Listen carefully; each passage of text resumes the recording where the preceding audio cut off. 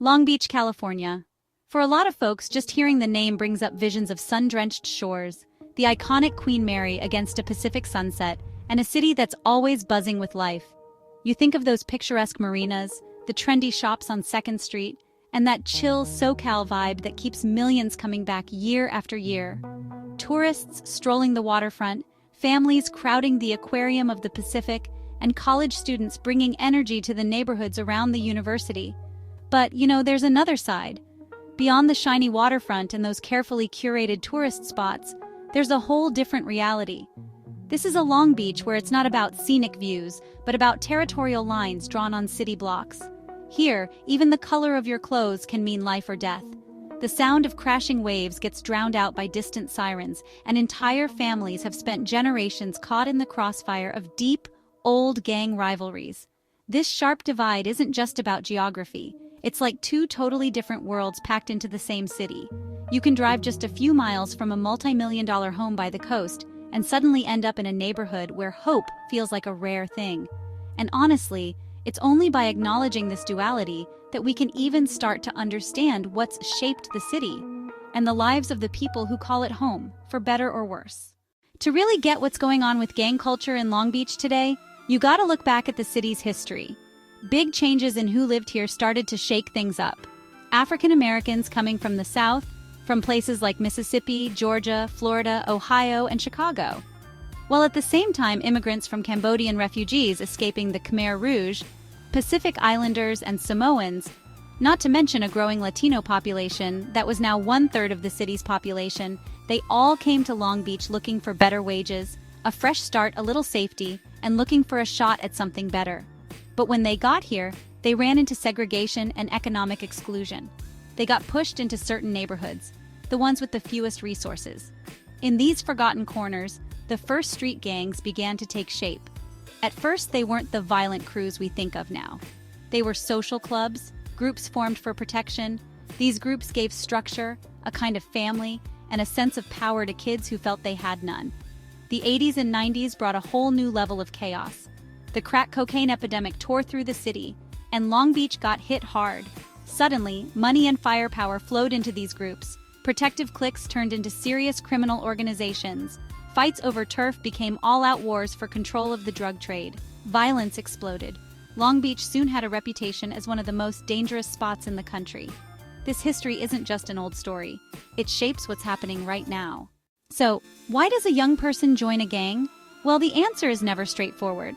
Almost every time, it starts with not having any real options. In some of Long Beach's hardest-hit neighborhoods, poverty isn't just a number. It's an everyday struggle that affects every choice you make. When families are barely scraping by, trying to keep food on the table and a roof overhead, the pull of a gang, offering quick, easy cash through illegal means, can seem almost impossible to resist. The schools in these neighborhoods, they're often overcrowded, underfunded, and just can't give kids what they need. Dropout rates are sky high. A lot of young people end up cut off from any system that might have helped them get ahead. And without a high school diploma, job prospects are pretty much zero. In that kind of situation, a gang can start to look like the only place where you can find respect, status, or even just a sense of purpose, even if that comes from fear and violence. And then, you've got social neglect piling on. They might come from broken homes with parents in prison, struggling with addiction, or parents working 2 or 3 jobs just to keep things afloat. With nobody around to guide them, gangs are more than happy to step in and fill that gap. For a kid who feels invisible and alone, the sense of family and belonging a gang offers can be seriously tempting. In the end, gang recruitment is all about taking advantage of this mix of poverty, failing schools, and social abandonment. To truly grasp the scale of the problem, you have to listen to the people who live it every single day. I spoke with a former gang member, we'll call him David, who joined a set in Central Long Beach when he was just 14. It wasn't a choice, not really. My older brother was in it, my cousins were in it. It was our family. The neighborhood was our world, and we had to protect it. I saw my first friend get shot when I was 15. You see that and it changes you. You're either a victim or you're a survivor, and I chose to survive. I sat with a mother named Maria, whose son was killed in a drive-by shooting 2 years ago. He was 16 and had no gang affiliation. He was simply in the wrong place at the wrong time. With tears streaming down her face, she clutched a framed photo of her smiling boy. "They took my baby," she whispered. He wanted to be a mechanic. He loved fixing cars. Now his room is empty. The silence in this house is the loudest sound I've ever heard.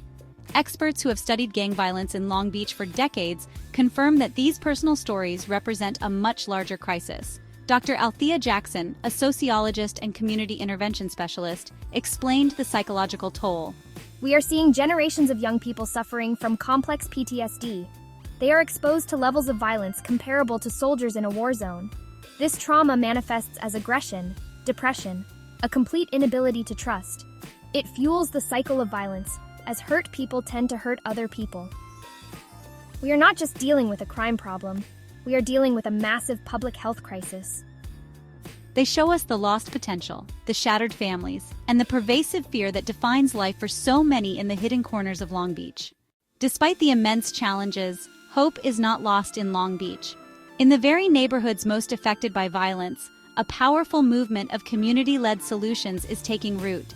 These are not top-down government programs, but grassroots efforts driven by the people who know the streets best. Former gang members, grieving parents, dedicated community activists. Organizations like these are on the front lines every single day, working to interrupt the cycle of violence. They mediate disputes between rival gangs, showing up at hospitals after a shooting to prevent retaliation. One of the most effective strategies has been the focus on intervention and providing a way out. Programs across the city offer tattoo removal services, job training, and mental health counseling for those looking to leave gang life behind. I met a man who now runs a mentorship program for at-risk youth. He spent over a decade in prison for gang-related crimes. "I caused a lot of pain," he admitted. "Now my life's work is to make sure these kids don't make the same mistakes I did. I can look them in the eye and tell them, I've been where you are, and I'm telling you, there's a better way." They listen because they see I'm living proof.